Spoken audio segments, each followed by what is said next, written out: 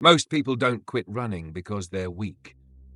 They quit because no one ever told them the truth. One small mistake at the beginning silently decides whether you will still be running months from now or stop forever after 1 kilometer. Why most beginners quit running too early. Have you ever noticed how quietly people give up on running? Not with a dramatic decision, not with a loud failure, but in silence. After the first kilometer, after the burning lungs, after the thought appears, maybe running just isn't for me. That moment is where most running journeys end, long before they truly begin. And the most shocking truth is this: it has almost nothing to do with strength, talent, or fitness. It ends because no one ever taught them how to begin the right way. Runforce Mindset warmly greets all of you. If you are serious about understanding running, not just doing it, make sure to subscribe to the channel so you don't miss the practical knowledge we share in every video. When you fail at the first kilometer, your mind starts telling a story. It says your body is weak. It says you are not built for endurance. It says running is only for natural athletes. But that story is false. The real problem is that most beginners step into running without a foundation, no understanding of pacing, breathing, posture, or mindset. They attack running like a test of willpower, when in reality it is a skill that must be learned. This is why the beginning matters more than any finish line. Running is not about proving toughness in the first 5 minutes. It is about surviving the first phase with intelligence, patience, and awareness. Those who last are not the strongest. They are the ones who start correctly. If this perspective already challenges what you believed about running, support the channel by subscribing. Your support is what allows us to continue creating content that helps runners avoid unnecessary failure. Before we go further, here is a question for you. What do you think stops most beginners from running long distances? Their body is too weak. B, their approach is wrong. Comment A or B below. Most beginners believe running is dangerous only when it looks extreme, when the pace is fast or the distance is long. In reality, the greatest danger hides in carelessness. Running feels natural, almost instinctive, which is exactly why many people underestimate how easily one wrong choice can end their progress. A single misstep, a moment of distraction, or an unseen obstacle is often enough to turn motivation into weeks of forced rest. Safety is not a limitation. It is the invisible structure that allows consistency to exist. Where you run matters. Quiet parks, tracks, and internal roads protect your focus and your body. When you place yourself among traffic, headphones steal awareness, reaction time disappears, and risk multiplies. Many injuries do not come from exhaustion, but from what runners fail to notice until it is too late. Clothing is not just about comfort or appearance. Visibility is a form of respect for your own life. Early mornings and late evenings demand reflective or bright gear so others can see you before danger gets close. Carrying identification may feel unnecessary until the day it becomes essential. Every runner who lasts long enough learns this lesson the hard way or the smart way. The smart way is understanding that endurance is built through uninterrupted training. Safety is not about fear.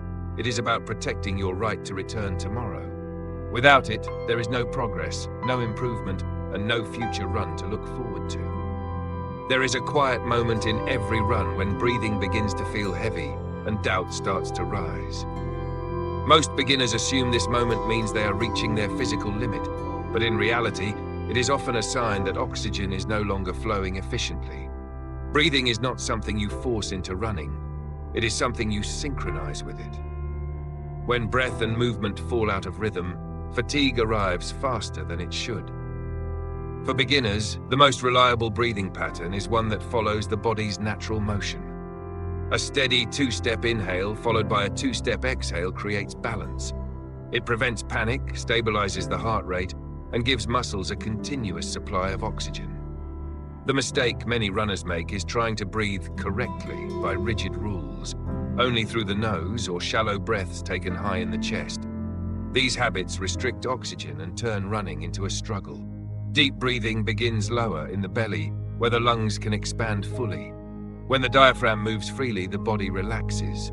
Side stitches fade. The run becomes smoother, quieter, almost meditative.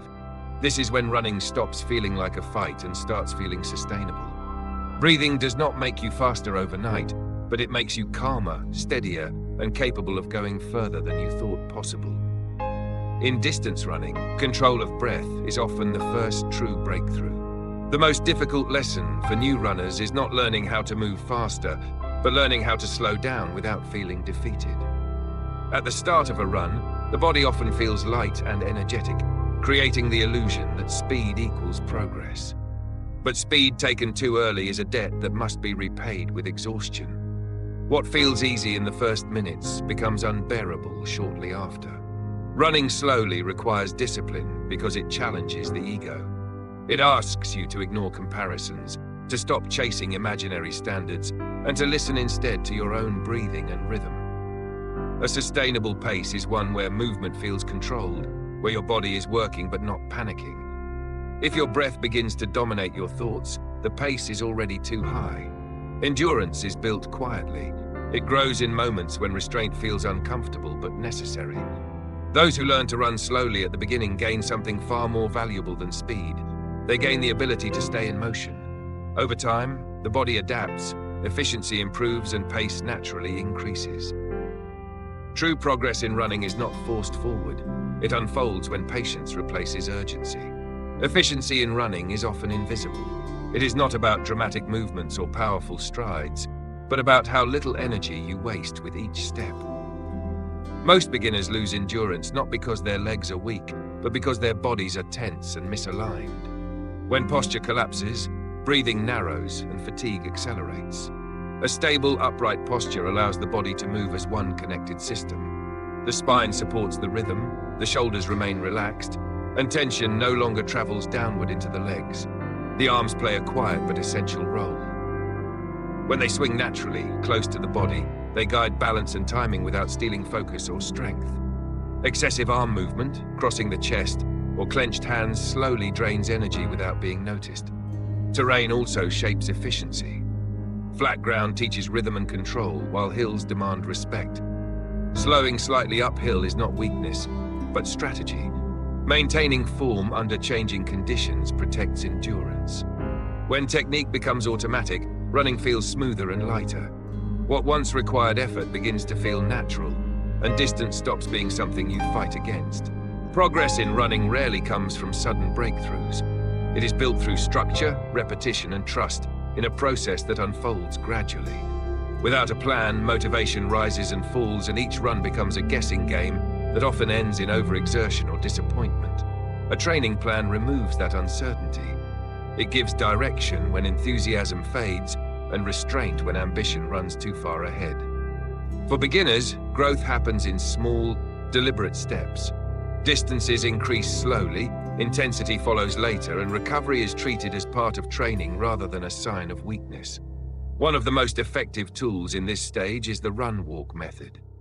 Alternating between running and walking creates space for adaptation, allowing the body to strengthen without being overwhelmed. Consistency thrives where pressure is low and expectations are realistic.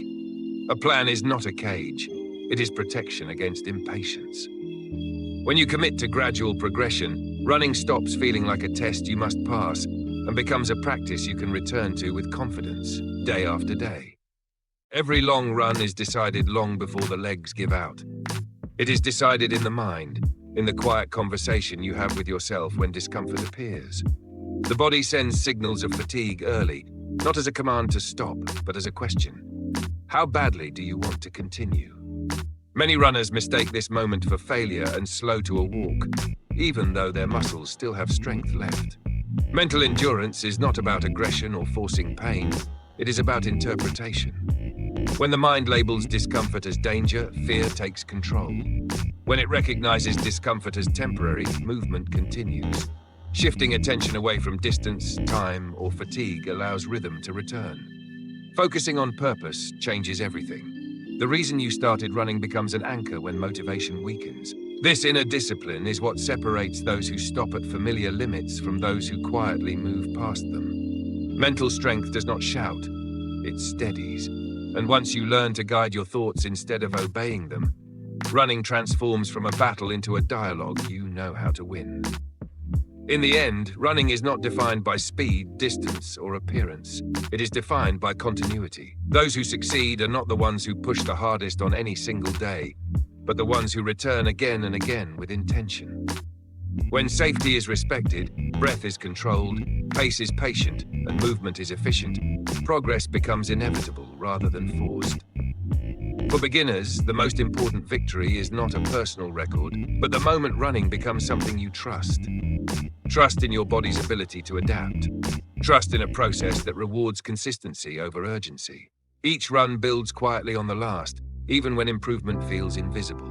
Running long distances is not an act of endurance alone. It is the result of many small decisions made correctly. When those decisions align, distance stops being a barrier and becomes a natural outcome. What once felt impossible slowly turns into routine, and running becomes a sustainable part of who you are, not just something you try to do. Running, at its core, is a reflection of how we approach challenges in life. It teaches us that progress is rarely dramatic and never instant. Strength grows quietly through patience, consistency, and respect for limits. The journey from struggling through the first kilometer to running freely is not about becoming tougher, but about becoming wiser. When you learn to breathe calmly, move efficiently, pace yourself, and trust the process, running stops being a struggle and becomes a practice of self-mastery. The deeper lesson is simple yet powerful. Lasting growth comes from doing the right things repeatedly, even when results are not immediately visible. This principle applies far beyond running. Whether in your career, relationships, or personal development, sustainable success is built by small, intelligent actions performed consistently over time. Now take a moment to reflect. Do you believe consistency or intensity matters more in achieving long-term goals?